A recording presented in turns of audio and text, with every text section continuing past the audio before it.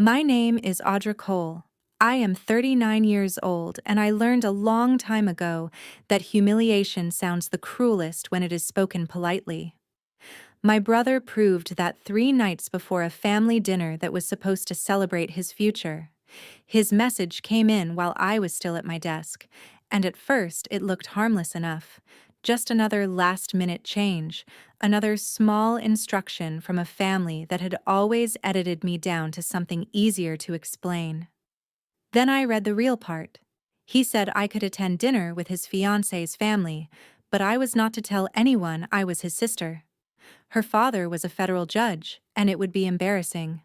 A few minutes later, my mother called to smooth it over in the careful voice she always used when she wanted me to accept something ugly without making it inconvenient for anyone else. She said it would be best if I sat at one of the smaller tables in the back, near the service door, just for one evening, just to keep things comfortable.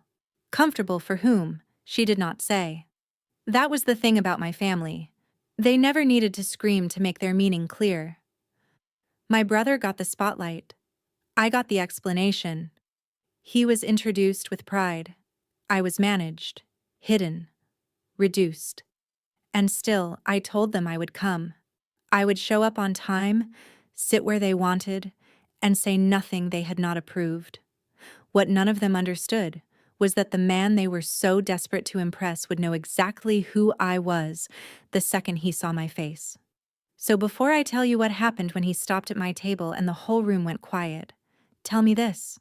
What would you do if your own family only welcomed you by pretending you did not belong to them at all? I did not answer my brother right away. I set my phone face down on the desk in my chambers and stared at the dark reflection in the screen for a few seconds, because some insults arrive so cleanly they do not feel real at first. They feel rehearsed, familiar even. That message did not come out of nowhere. It came from 39 years of being treated like the piece of the family story that never fit the version they wanted to tell in public. My brother had always been the one people remembered. He was charming without effort, loud in all the right ways, and raised with the kind of confidence that only comes from knowing the room will bend around you. My parents built their lives around that confidence. They poured money into private schools, summer programs, debate camps, college admissions coaching, all the invisible scaffolding that makes success look natural from the outside. When he got into a prestigious university, they talked about it like our family name had finally been redeemed. When he landed a polished job in Boston, they repeated his title so often you would have thought he had argued before the Supreme Court. I took a different road, the kind no one in my family ever found interesting enough to memorize. I started at community college because it was what I could afford. I transferred on scholarship, worked late, borrowed what I had to, and kept going. Law school was the same. No safety net, no applause, just exhaustion, discipline, and the quiet understanding that if I ever wanted a real life, I would have to build it with my own hands. I became an assistant U.S. attorney and spent years prosecuting fraud and public corruption cases that made powerful men very nervous. After that, I clerked for Judge Miriam Caldwell, one of the sharpest minds on the First Circuit, a woman whose standards could strip the ego off anyone in under 10 minutes. She was the first person in my life who looked at me and saw not what I lacked, but what I could carry. Over time, she became more than a mentor. She became the closest thing I had ever known to being chosen without condition. When I told her about the dinner, I expected irritation on my behalf. What I got instead was silence, then a very still expression I had learned to respect. She asked me for the name of my brother's fiancée. Then she asked for her father's name. The moment I said it, something changed in her face. She leaned back in her chair and let out the smallest breath of disbelief. Then she said, "So that is who they are trying to impress?" I asked if she knew him. She gave me a look over the rim of her coffee cup and said, "Audra, that man has cited your opinions more than once in public remarks. He knows exactly who you are." That was the moment the shape of the evening changed. Not because I wanted revenge, not yet. But because for the first time, I realized I would not be walking into that room alone. And my brother had no idea the person he was most ashamed to claim was the one person in that entire dinner party they would never be able to dismiss once the truth stepped into the light. By the time Friday evening arrived, I had already decided on two things.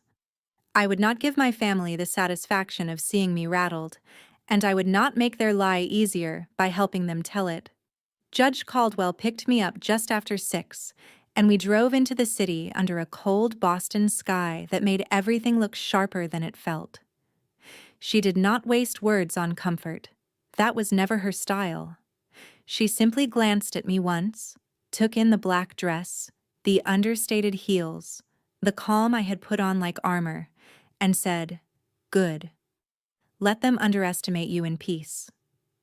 The Union Club was exactly the kind of place my brother would find intoxicating. Dark wood, polished brass, quiet money, portraits of men who had probably built their reputations before anyone in the room was born. The private dining room overlooked the city lights, and every table was arranged with the kind of precision meant to signal class without ever having to say the word. When we stepped inside, I saw my family before they saw me. My parents were already smiling too hard. My brother was standing near the center of the room, with his hand at the waist of his fiancée, wearing the look he always wore when he believed he was finally being seen by the right people. She was elegant, poised, and dressed like someone who had grown up never doubting she belonged in rooms like this. The second my brother noticed me, the color in his face changed. He crossed the room fast, but not fast enough to look panicked to anyone else. Under his breath, with a tight smile still frozen on his face, he told me I was late, even though I was not. Then his eyes flicked to Judge Caldwell, and for half a second I saw confusion. He did not recognize her, but he recognized importance when it walked into a room. Before he could ask anything, his fiancée appeared beside him, gracious in the polished way some people learn before they can legally drive. She greeted me like a stranger she had been told to be kind to, and my brother introduced me with an almost impressive level of dishonesty. He did not call me his sister. He said, "This is Audra. She helps out at the courthouse." I looked at him for a beat longer than was comfortable, but I did not correct him. That was the moment he relaxed, just slightly. He thought silence meant surrender. My mother came over next, kissed the air near my cheek, and told me they had saved me a seat in the back, where it would be quieter. Quieter meant out of sight. My table was the smallest one in the room, set near the service entrance where the staff moved in and out with practiced invisibility. From there, I had a clear view of the main table, where my brother sat with his fiancée and her parents like he had been rehearsing for this role his entire life. Judge Caldwell took a seat not far from mine, close enough to watch, far enough to let the evening unfold exactly as people intended it to. I sat down, folded my hands in my lap, and let the room reveal itself. My brother laughed too loudly. My father tried too hard. My mother kept scanning faces for approval. The fiancé's mother was charming in a controlled way, but her father was different. He said less, watched more, and carried himself with the kind of authority that did not need to announce itself. I could see why my brother was desperate to impress him. Men like that did not simply influence rooms, they defined them. The first round of toasts began, and I noticed something else. The man my family was trying so hard to impress was not especially captivated by any of it. He listened, he nodded, he smiled when required, but every so often his eyes drifted, as if he were measuring something the rest of the room had failed to notice. Then, just before dinner service settled in, he stood and picked up a tray of champagne flutes from one of the servers. It was apparently a habit of his, something personal and old-fashioned. He liked to make a pass around the room himself, greeting guests table by table before the main course began. I watched him move from one table to the next, exchanging a few pleasant words, shaking a hand here, offering a polite smile there. My brother looked almost giddy, like this simple gesture had already become part of the family legend he planned to tell for the next 20 years. Then the judge turned toward the back of the room and started walking in my direction. At that point, I do not think anyone at the main table was paying much attention. To them, I was exactly where they wanted me, quiet and small and safely out of the way. But the second he reached my table and got a clear look at my face, his entire expression changed. He stopped so suddenly that the tray tilted in his hands, and one of the champagne flutes gave a soft, sharp clink against another. For a second, he just stared at me, not with confusion, not with the polite effort of someone trying to place a face, but with unmistakable recognition. Then he set the tray down on the empty corner of my table and straightened like instinct had taken over before thought could catch up. His voice, when it came, was not casual. It carried. "Ma'am, Judge Cole, I did not realize you were here tonight." The room went still in the way only wealthy, well-trained rooms can go still, where silence is immediate because everyone understands at once that something has shifted. My brother turned first, then my parents, then his fiancée. I rose from my chair out of habit, and before I could say a word, Judge Theodore Ward reached for my hand with both of his and gave me the kind of respectful greeting reserved for colleagues, not distant dinner guests hidden near a service entrance. "It is wonderful to see you again," he said, still sounding genuinely caught off guard. "I read your opinion in the Holloway privacy matter twice. I told two of my clerks that if they wanted to learn how to build an argument without wasting a single sentence, they should start there." By then, every face in the room was turned toward us. My brother looked like all the blood had drained out of him at once. His fiancée's expression was harder to read. At first, it was confusion, then disbelief, then the first crack of something much uglier beginning to form. My mother gave a nervous laugh and stepped forward too quickly, like she thought momentum alone could control the story. She said something weak about me being modest and not liking attention, but Judge Ward barely glanced at her. His focus stayed on me. He asked why I had not told him I would be there. I almost answered, but there was no reason to rescue anyone from what they had built.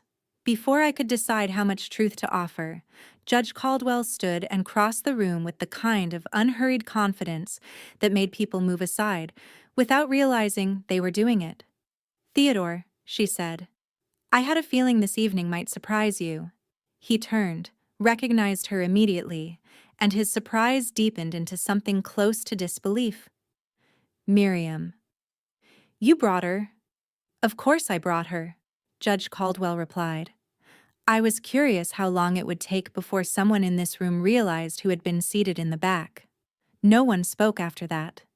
There was no place left to hide. Judge Ward looked from Miriam to me, then toward the main table where my brother was still standing, frozen beside the woman he had planned to marry into power. He asked the question calmly, but calm made it worse. "Why is Judge Audra Cole sitting back here by the service door?" My brother opened his mouth, but nothing useful came out. He tried a smile that collapsed before it formed. He said there had been some confusion with seating. Then he made the mistake that destroyed whatever chance he had left. He added, "Audra does not really care where she sits." It was such a small sentence, but it told the whole story.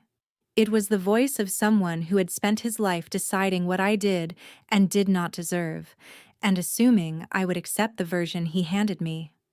Judge Ward's eyes sharpened. His daughter looked at my brother as if she were seeing a stranger step out from behind a familiar face. I could almost feel the room rearranging itself around the truth. Then Judge Ward pulled out the chair across from me and sat down at my table instead of returning to his own. That single choice landed harder than a public accusation ever could have. He did not raise his voice. He did not create a scene. He simply made it clear in front of everyone which person in the room commanded his respect. And in that moment, my brother finally understood what it felt like to be the one left standing in the wrong place while the world watched. For a few long seconds, nobody moved. The servers seemed to sense the tension and disappeared through the side doors with the kind of silent efficiency only expensive places ever master. My brother was still standing beside the main table, one hand half lifted like he thought he could somehow talk his way back into control if he found the right sentence fast enough. He never did. Judge Ward rested one hand on the table near his glass and looked directly at him. His voice stayed even, which made every word land harder. I asked a simple question. Why is Judge Audra Cole seated back here? My mother stepped in first, because that had always been her instinct whenever the truth got too close. She gave a brittle smile and said there had been a misunderstanding with the seating chart, that everything had happened in a rush, that no one meant anything by it. Judge Caldwell did not let her get more than 2 sentences in. She reached into her bag, took out her phone, and looked at me once as if giving me the chance to stop her. I said nothing. She turned the screen toward Judge Ward and said, I think the seating was actually very intentional. Then she read the message out loud. Not a summary, not a softened version, the exact words. My brother had told me I could attend, but I was not to say I was his sister because her father was a federal judge and it would be embarrassing. The silence after that was worse than shouting. It was the kind of silence that leaves no room for denial because everyone in it has heard the same truth at the same time. Genevieve stared at my brother as if she were waiting for him to laugh and say it had all been a misunderstanding, but he was too stunned to perform. My father looked down at the tablecloth like there might be an answer stitched into it. My mother went pale. Judge Ward did not react immediately. He just held out his hand, and Judge Caldwell passed him the phone. He read the message himself, slowly, then read it again. When he finally looked up, his face had gone cold in a way that seemed almost courtroom familiar, as if some private switch inside him had flipped from social courtesy to judicial clarity. He asked my brother if the message was authentic. Miles swallowed hard and said it looked bad out of context. Out of context. Even now, that was what he reached for. Not an apology. Not shame. Just a plea for a better frame. Genevieve let out a small sound beside him, not quite a gasp, not quite a laugh, but something closer to disbelief curdling into disgust. She turned to him and asked, You told me she did administrative work at the courthouse. You told me she barely had contact with the family. You told me she did not like formal events. My brother tried to answer all 3 lies at once and only managed to tangle himself further. He said he had been trying to keep the night simple. He said he did not want things to become awkward. He said he thought introducing me as his sister would shift attention away from the dinner. That was when Judge Ward finally spoke again, and every eye in the room went to him. He said, No. What you feared was comparison. He set the phone down carefully on the table and leaned back in his chair, still calm, still devastating. You did not hide your sister to protect the evening. You hid her because you knew the truth about her would make every story you have told about yourself feel smaller. No one contradicted him because no one could. The accuracy of it hit the room like a door slamming shut. Genevieve's face changed first. The confusion was gone now. In its place was humiliation. Yes, but underneath that was anger. The kind that comes when a person realizes they were not merely misled, but made into an accessory to someone else's dishonesty. She asked my brother how many times he had done this before. He said it was not like that. She asked whether my parents knew. Neither of them answered quickly enough. That delay told her everything. Judge Caldwell did not need to pile on, but she did what experienced people do when liars start hoping emotion will blur the facts. She supplied precision. She explained in the driest possible tone that I had served as an assistant U.S. attorney for years, that I had built a reputation on complex corruption cases, that my opinions from the bench had already drawn national attention inside legal circles, and that anyone in this room who actually respected the law should have recognized my name long before tonight. Judge Ward nodded once at that. Then he looked at Genevieve and said something that seemed to break whatever remained of the evening. I have cited your sister's reasoning in discussions with my clerks.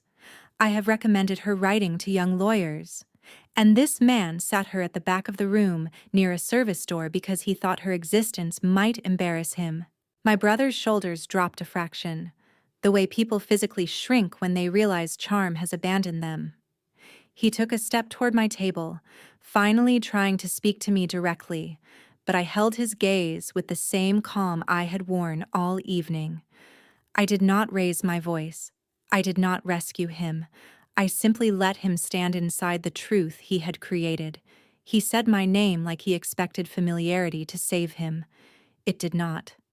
Judge Ward's expression hardened further, and when he spoke again, there was a finality in it that everyone heard. A man who erases his own sister to appear more impressive is not a man I can trust with my daughter's future. That sentence did what no argument could. It ended the performance. My brother stopped trying to explain and started looking afraid. My mother sat down without meaning to, as if her knees had made the decision for her. My father covered his mouth with one hand, and Genevieve, still staring at the man she had planned to marry, slowly began to take off her engagement ring. No one breathed while Genevieve slid the ring from her finger. She did not do it dramatically. That was what made it worse for him. There were no tears, no shaking hands, no desperate speech about betrayal. She simply looked at the ring for 1 second as if it belonged to a version of the evening that no longer existed, then set it beside her water glass with a soft click that somehow sounded louder than anything else that had happened all night. My brother stared at it like he did not understand what he was seeing.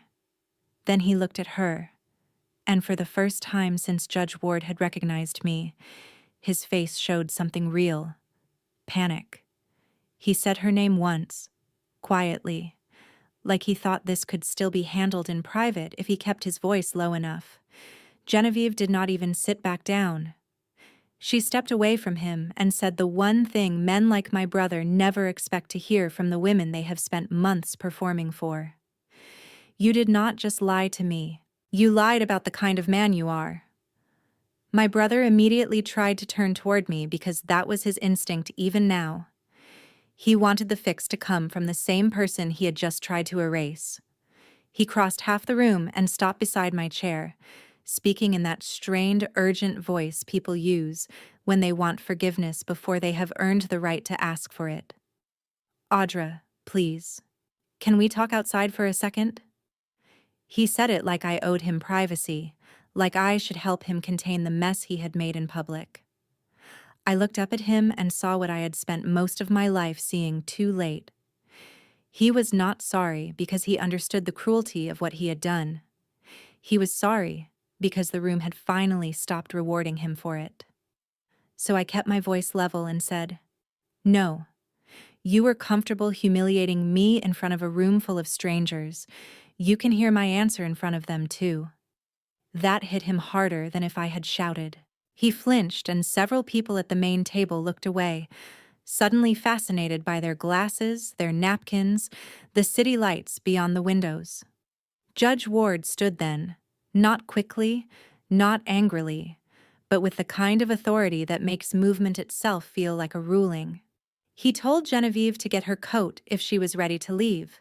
Then he turned to my brother and said that the wedding would not be moving forward and that there would be no further discussions about funding, planning, or family introductions. The sentence was clean, final, and impossible to negotiate. My mother found her voice then, but it came out thin and desperate. She said everyone was overreacting. She said families said hurtful things sometimes. She said my brother had made a mistake and should not lose everything over one message. Judge Caldwell looked at her with the same expression she used on careless attorneys in her courtroom and said, "This was not one message. This was a habit that finally met witnesses. That line seemed to strip the last defense out of the room. Because she was right. The text was only evidence. The real offense had been going on for years. My father tried once to speak to me directly, but the words died somewhere between his mouth and the table. He had spent too many years saying nothing when silence benefited him. It was too late to make that look like wisdom now. Genevieve returned with her coat over one arm. She did not look at my brother again. She looked at me. There was humiliation in her face, but there was also something steadier, something almost grateful under the shock. "I am sorry," she said quietly. "I should have asked better questions." I nodded because that was the only honest response I had. She left with her parents a moment later, and the entire temperature of the room dropped with them. The dinner was over, even though half the plates had not been touched. Conversations that had once sounded warm and polished were gone. All that remained was the wreckage of performance after the audience had stopped believing in it. My brother made one last attempt. He said my name again, softer this time, like we were children, and he could still pull rank through familiarity. I stood before he could finish. I told him there was nothing left to discuss. Not tonight, not privately, not after years of being useful only when I was willing to stay small. Then I picked up my bag. Judge Caldwell rose beside me without a word. As we walked toward the door, I could feel every eye in the room follow us, but for the first time in my life, that attention did not feel like judgment. It felt like correction. Outside, the Boston air was cold enough to cut through the last of the heat in my face. Judge Caldwell waited until we reached the curb before she spoke. She asked if I was all right. I looked back once through the tall front windows and saw my brother still standing where I had left him, stranded in the ruins of the image he had spent his entire life trying to sell. Then I turned away and said the truest thing I had felt all night. I am now. By the next morning, the story had already started moving through the kind of private circles my brother had spent his whole adult life trying to enter. Not because I told anyone. I did not have to. Rooms like that have their own way of carrying humiliation forward, especially when the humiliation exposes character instead of just bad manners. A broken engagement at a formal family dinner would have been gossip on its own. A broken engagement after the groom tried to hide that his sister was a respected federal judge became something else entirely. It became a warning. Within a week, my brother's carefully managed reputation began to crack in places he could not patch. One of the senior partners at his firm had known Judge Ward for years through legal charities and bar events, and by the time Monday afternoon rolled around, my brother was called into a meeting he was not prepared for. No one accused him of committing a crime. They did something worse. They questioned his judgment, his honesty, and the version of himself he had been selling to clients and colleagues. A man can survive being disliked in those rooms.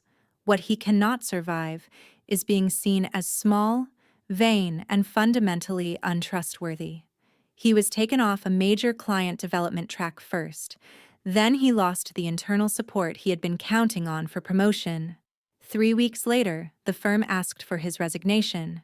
They worded it politely, of course. People always do when they want the damage to look civilized. But it was still an ending, and he knew it. The collapse did not stop there. Without the wedding, without the new money, without the social lift he had been building toward, the life he had designed began to come apart faster than even I expected. He had leased an apartment he could no longer comfortably afford because he had been planning to step into a much bigger life through marriage. He had debt hidden under polished clothes, curated dinners, and networking smiles. Once the job disappeared, the rest followed. The apartment went first, then the car, then the image. By the end of that winter, the same man who had once decided I was too embarrassing to claim was calling people he had not respected in years, asking for introductions, asking for favors, asking for work. Most of them did not call back. My parents did what people like them always do when a lie finally costs too much. They rewrote history. At first, they begged me to speak to him. Then they begged me not to be cruel. Then they tried to present the whole thing as a family misunderstanding that had somehow spiraled out of proportion. My mother sent me a 4-page email about forgiveness, loyalty, and how siblings should never let outsiders come between them. I read exactly half of the first paragraph before I deleted it. My father left 2 voicemails that sounded more tired than sorry. He said the family was falling apart. He said my brother was under unbearable pressure. He said I had always been the stronger one and should know when to let something go. That was the moment I understood one final truth about them. They did not want justice. They wanted access. They wanted the version of me who would absorb injury quietly, so the rest of them could go back to living without consequence. That version of me was gone. I changed my number, filtered their emails, and told my clerk to decline any personal deliveries that came to Chambers without review. I did not do it out of anger. I did it out of clarity. There is a difference, and learning it changed my life. Genevieve never went back to him. A month after the dinner, I received a short handwritten note from her. It was simple, far more honest than anything my own family had sent. She thanked me without trying to make herself the center of the pain. She wrote that seeing how easily a man could diminish his own sister had forced her to confront how often charm is mistaken for character. She ended by saying that what happened at that dinner may have embarrassed her, but marrying him would have destroyed her. I kept the note, not because we became close, but because truth is rare, and I have learned to respect it wherever it appears.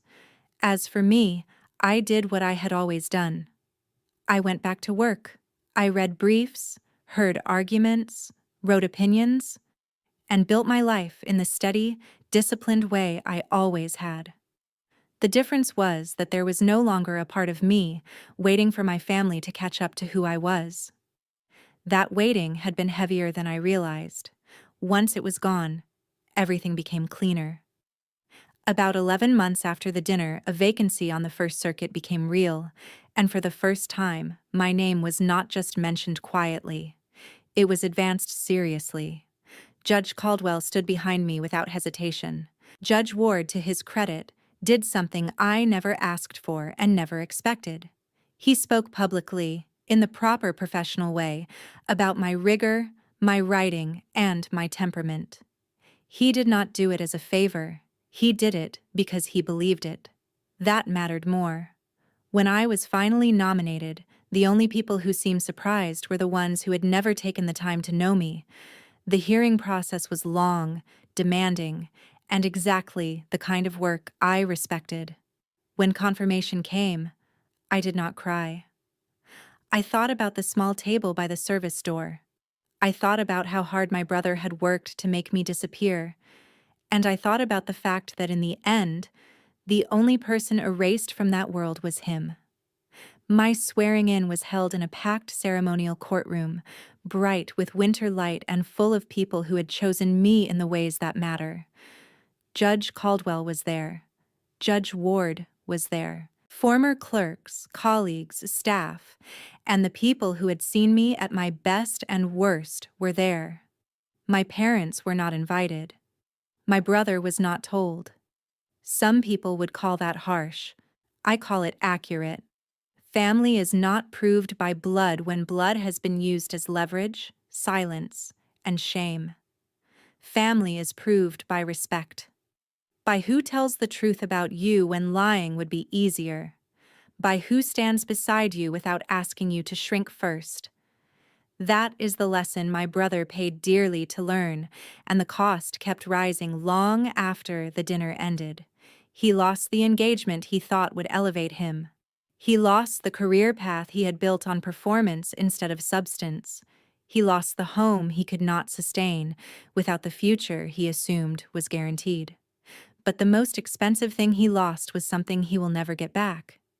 He lost the right to say he had a sister who would still answer when he called. If there is any value in what happened, it is this.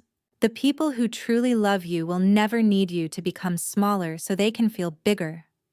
And the people who ask you to disappear for their comfort are not protecting the family. They are revealing themselves. Sometimes the most powerful revenge is not humiliation, not shouting, not destruction. Sometimes it is standing still in the truth long enough for everyone else to see who had value all along. At Revenge Argon, our team is always working hard to create meaningful, engaging stories that leave viewers with valuable lessons. We want to make it clear that this is a fictional story created for entertainment and educational purposes, with the goal of sharing positive messages and helpful life insights. Thank you so much for listening to this story. Please follow and support Revenge Argon so we can stay motivated to create more high-quality, compelling videos for you.